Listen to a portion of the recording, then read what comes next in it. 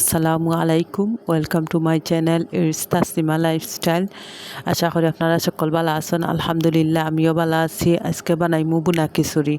বুনা খিচুড়ি লাগছে আতপ চাউল, সিদ্ধ চাউল, চানার ডাইল, মুসুরির ডাইল, আর লগে দিছি তেজপাতা, আদার পাতা, কাঁচামরিচ, আর সবজি দিছি পেঁপে, আলু, আর মশলা আদা পেস্ট, রসুন পেস্ট, আর মরচর গুঁড়া, বাখরর গুঁড়া, হলুদ গুঁড়া, গরম মশলার গুঁড়া, পরিমাণ মতো লবণ, এরপরে পানি দিয়া মিক্স হইয়া চুলাত বয়াই দিছি। তারপরে দিলাম ফ্রিজে রাখা আছিল আইসুরা ফুলকপি, আর এর লগে দিলাম আমৰ আচার।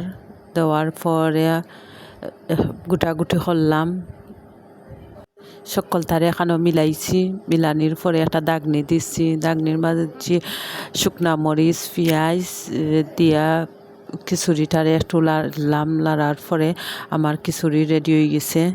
তার রেডি হয়ে গেছে আমার গরম গরম বুনা খিচুড়ি। খাইতে যে মজা আছিল, তার সকল বালা তখন।